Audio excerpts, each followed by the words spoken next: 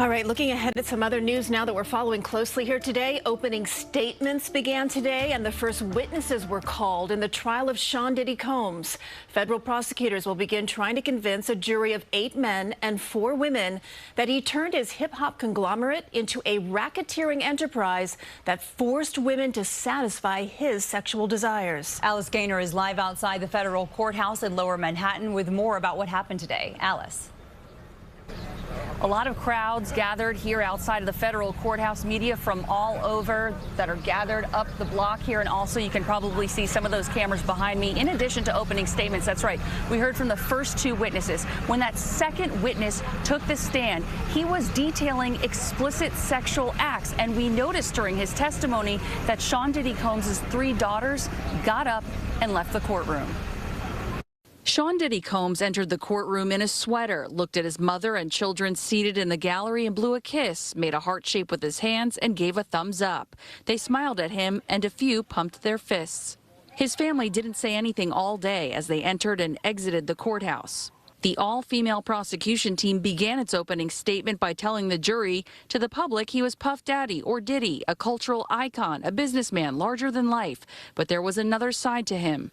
A side, they say, that ran a criminal enterprise, an inner circle of bodyguards and employees who they allege helped him cover up crimes of kidnapping, arson, drugs, sex crimes, bribery, and obstruction.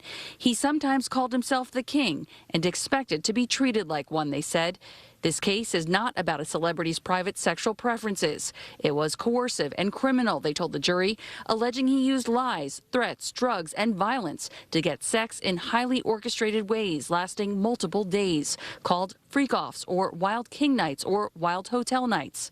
Filming women being forced to have sex with male escorts. The defense countered in its opening statement, Sean Combs is a complicated man, but they say the case is not complicated, that it's about voluntary adult choices in consensual relationships, alleging the government is trying to turn this into something else. They told jurors the government can say over and over again this case has nothing to do with his private sex life, but it does. They acknowledged Sean Combs has a bad temper and is sometimes out of control. But they said he's not charged with being mean or a jerk. Domestic violence is not sex trafficking. They also told jurors he is a drug user. You may know of his love of baby oil. It's not a federal crime, insisting the women were willing participants and made free choices every single day for years. The first witness called was a security officer at the California hotel where this violent incident was captured on camera, showing Combs attacking then-girlfriend Cassie Ventura. The second witness called to the stand testified he was paid to have sex with Ventura with Combs present. Cassie Ventura is expected to testify at trial, so too are former employees of Combs. He has pleaded not guilty. The trial resumes tomorrow. Outside of federal court in Lower Manhattan, Alice Gaynor, CBS News, New York. Alice, thank you.